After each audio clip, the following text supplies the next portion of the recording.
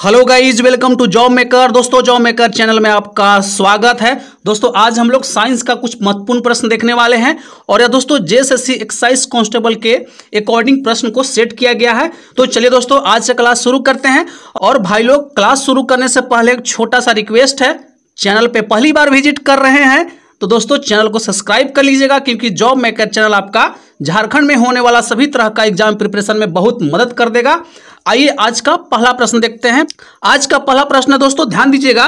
Newton का प्रथम गति नियम क्या संकल्पना देता है? न्यूटन का प्रथम गति नियम क्या संकल्पना देता है? दोस्तों 5 सेकंड का समय रहेगा आपके पास, जल्दी इसका आंसर कीजिए।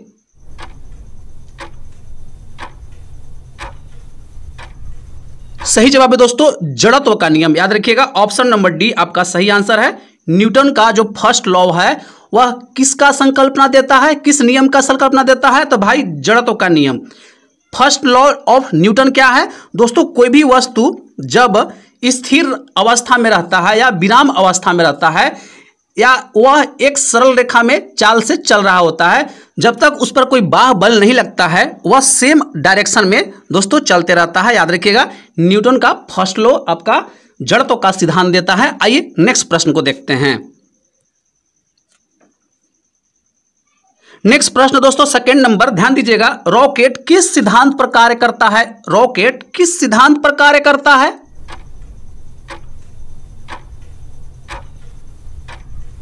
सही जवाब है दोस्तों न्यूटन का थर्ड लॉ। न्यूटन के तृतीय नियम के सिद्धांत पे रॉकेट कार्य करता है। याद रखिएगा, प्रत्येक क्रिया के विपरीत आपको प्रतिक्रिया मिलता है, ठीक ना। जैसे स्प्रिंग को आप खींच कर छोड़ देंगे तो जितना आप खींचेंगे उसको छोड़ने के बाद वह सेम अवस्था में पहुंच जाता है, ठीक ना। तो याद रखिएगा, न्यूटन का थर्ड लॉ है रॉकेट का प्रक्षेपण। आइए नेक्स्ट प्रश्न को देखते हैं। नेक्स्ट प्रश्न दोस्तों ध्यान दीजिएगा, थर्ड नंबर है। फोटोग्राफी में समानतः प्रयोग किए जाने वाला हाइपो का रासायनिक नाम क्या है? फोटोग्राफी में समानतः प्रयोग किए जाने वाला हाइपो का रासायनिक नाम क्या है?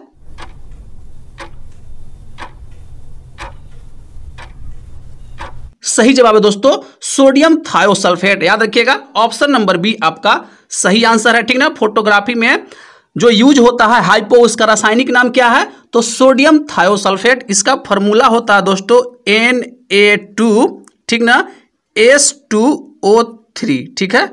आइए नेक्स्ट देख लीजिए।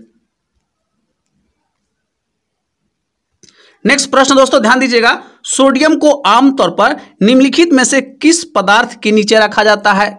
सोडियम को आमतौर पर निम्नलिखित में से किस पदार्थ के नीचे रखा जाता है?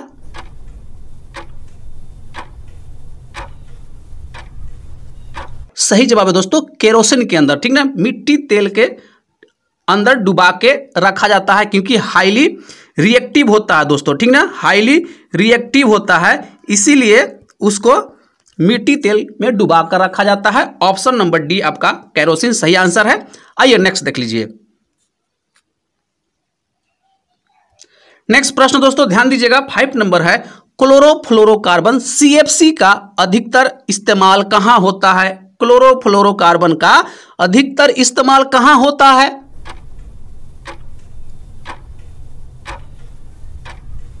सही जवाब है दोस्तों रेफ्रिजरेटर। याद रखिएगा, ऑप्शन नंबर डी आपका सही आंसर है। CFC का अधिकतर उपयोग कहां होता है, अधिकांश उपयोग कहां होता है? तो दोस्तों फ्रीज में होता है, रेफ्रिजरेटर में, ठीक ना। आइए नेक्स्ट देख लीजिए। नेक्स्ट प्रश्न दोस्तों ध्यान दीजिएगा। सेलुलोज निम्नलिखित में से किसका मुख्य घटक है? सेलुलोज निम्नलिखित में से किसका मुख्य घटक है?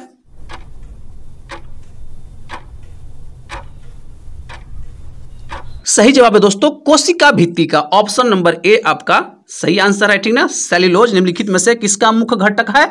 तो दोस्तों कोशिका भित्ति का। दोस्तों 20 में से कितना क्वेश्चन सही कर रहे हैं कमेंट में अपनी प्रतिक्रिया जरूर डालिएगा, ठीक ना। आइए नेक्स्ट देख लीजिए। नेक्स्ट प्रश्न दोस्तों ध्यान दीजिएगा। नींबू में खटास किस चीज की होती है? नींबू में जो खटास होता है वह किस कारण से होता है? सही जवाब है दोस्तों सिट्रिक अम्ल के कारण होता है। ऑप्शन नंबर डी आपका सही आंसर है। नींबू में जो खटास होता है किसके कारण होता है? तो दोस्तों सिट्रिक अम्ल के कारण होता है। ऑप्शन नंबर डी आपका सही आंसर है। आइए नेक्स्ट देख लीजिए। नेक्स्ट प्रश्न दोस्तों ध्यान दीजिएगा, 8 नंबर है, हृदय के लिए सबसे अधिक लाभदायक खाद्य तेल कौन सा है? हृदय के लिए सबसे अधिक लाभदायक खाद्य तेल कौन सा है?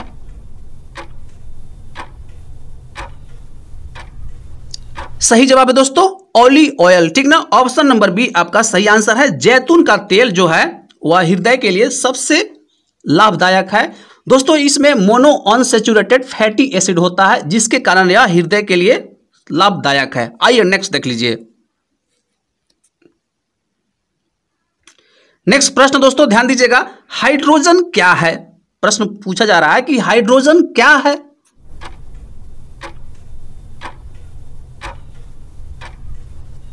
सही जवाब है दोस्तों अधातु। याद रखिएगा ऑप्शन नंबर बी आपका सही आंसर है।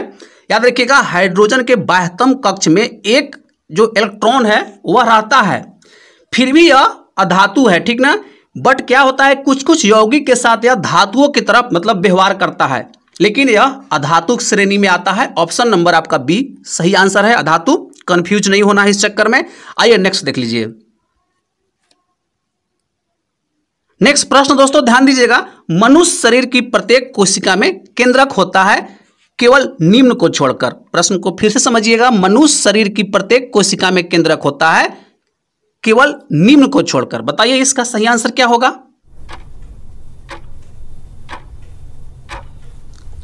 सही जवाब है दोस्तों लाल रक्त कणिका, इसमें केंद्रक नहीं होता है। ऑप्शन नंबर आपका सी सही आंसर है। आइए नेक्स्ट देख लीजिए। नेक्स्ट प्रश्न दोस्तों ध्यान दीजिएगा, 11 नंबर, लोहे पर जंग लगना क्या है? लोहे पर जंग लगना क्या है?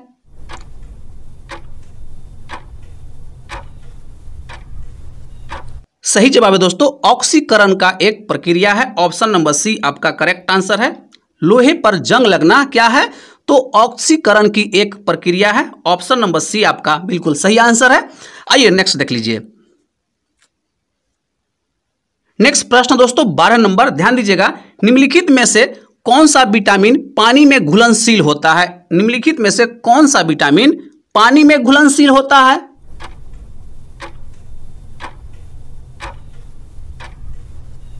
सही जवाब है दोस्तों ऑप्शन नंबर सी, ठीक ना। विटामिन सी पानी में घुलनशील होता है। याद रखिएगा बी और सी पानी में घुलनशील होता है और विटामिन ए, विटामिन ई और विटामिन डी यह वसा में घुलनशील होता है, ठीक ना। कंफ्यूज नहीं होना है, याद रख लीजिएगा, ठीक ना। पानी में घुलनशील विटामिन कौन सा है? तो दोस्तों बी और सी है। और वसा में घुलनशील विटामिन कौन सा है? तो विटामिन ए, विटामिन ई और विटामिन डी, ठीक है। आइए नेक्स्ट देख लेते हैं।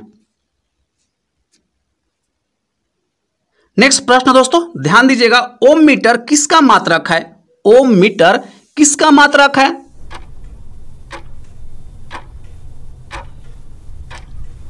सही जवाब है दोस्तों प्रतिरोध का मात्रक है। याद रखिएगा ऑप्शन नंबर आपका डी सही आंसर है। ओम मीटर किसका मात्रक है? तो दोस्तों प्रतिरोध का मात्रक है। यहां पे प्रश्न कभी कभी मिल जाता है विशिष्ट, ठीक ना, विशिष्ट प्रतिरोध, तो कंफ्यूज नहीं होना है, सेम ही है। विशिष्ट प्रतिरोध भी बोलेगा तो आपको ओम मीटर समझ लेना है कि इसका मात्रक है। आइए नेक्स्ट देख लीजिए। नेक्स्ट प्रश्न दोस्तों ध्यान दीजिएगा, सूखा बर्फ ड्राई आइस है। सूखा बर्फ ड्राई आइस क्या है?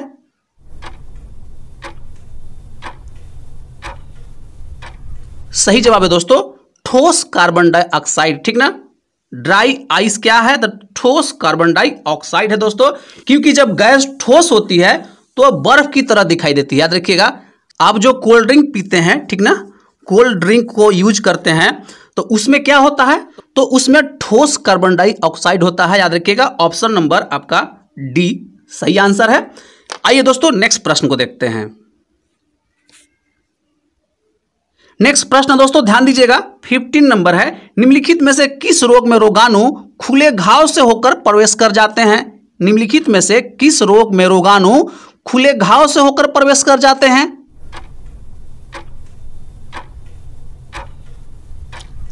सही जवाब है दोस्तों टेटनस। याद रखिएगा ऑप्शन नंबर आपका ए सही आंसर है, ठीक ना। टेटनस का रोगाणु जो होता है वह खुले घाव से प्रवेश करता है, इसीलिए टेटनस का इंजेक्शन लगाया जाता है जब भी कट फट जाता है। तो आइए नेक्स्ट देख लीजिए। नेक्स्ट प्रश्न दोस्तों ध्यान दीजिएगा, 16 नंबर है। डैश डैश से गुजरने वाली प्रकाश की गति न्यूनतम होती है। डैश डैश से गुजरने वाली प्रकाश की गति न्यूनतम होती है।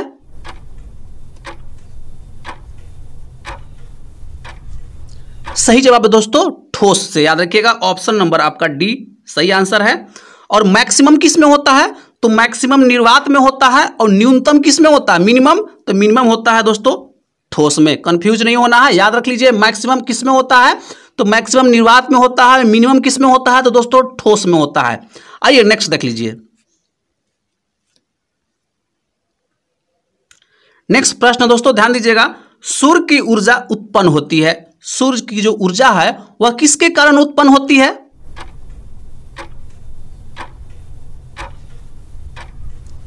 सही जवाब है दोस्तों नाभिकीय संलयन के द्वारा। ऑप्शन नंबर सी आपका सही आंसर है, ठीक ना। सूर्य की जो ऊर्जा उत्पन्न होती है किसके कारण होता है? तो दोस्तों नाभिकीय संलयन के द्वारा होता है। ऑप्शन नंबर सी आपका यहां पे सही आंसर है। आइए नेक्स्ट देख लीजिए। नेक्स्ट प्रश्न दोस्तों ध्यान दीजिएगा, टेलीविजन के दूरस्थ नियंत्रण में किस प्रकार की प्रकाश तरंगों का उपयोग होता है? टेलीविजन के दूरस्थ नियंत्रण में किस प्रकार की प्रकाश तरंगों का उपयोग होता है?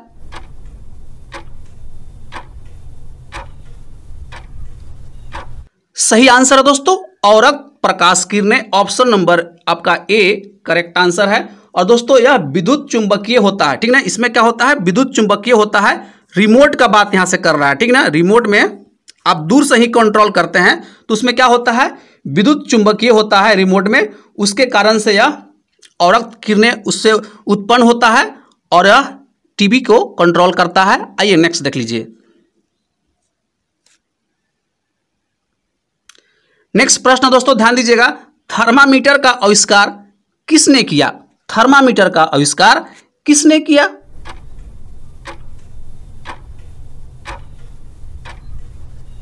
सही जवाब है दोस्तों फारेनहाइट ने किया था। ऑप्शन नंबर सी आपका करेक्ट आंसर है। इनका पूरा नाम है दोस्तों डेनियल गैब्रियल,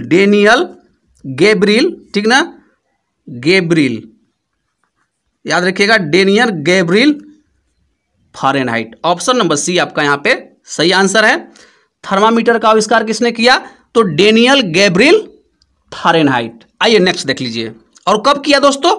तो 1914 ईस्वी में किया है। याद रखिएगा 1914 ईस्वी में किया गया है डेनियल गैब्रियल फारेनहाइट के द्वारा। आइए नेक्स्ट देख लीजिए। नेक्स्ट प्रश्न दोस्तों ध्यान दीजिएगा, हेमोग्लोबिन में किस धातु का अंश होता है? हेमोग्लोबिन में किस धातु का अंश होता है? सही जवाब है दोस्तों एफी, ठीक ना। लोहा का अंश होता है, इसीलिए आपको कहा जाता है आयरन युक्त टैबलेट लेने के लिए, हेमोग्लोबिन बढ़ाने के लिए, ठीक ना। लोहा का अंश होता है, ठीक है दोस्तों। अभी के लिए बस इतना ही रहेगा, मिलते हैं नेक्स्ट क्लास में। तब तक के लिए जय हिंद और जोहार साथियों।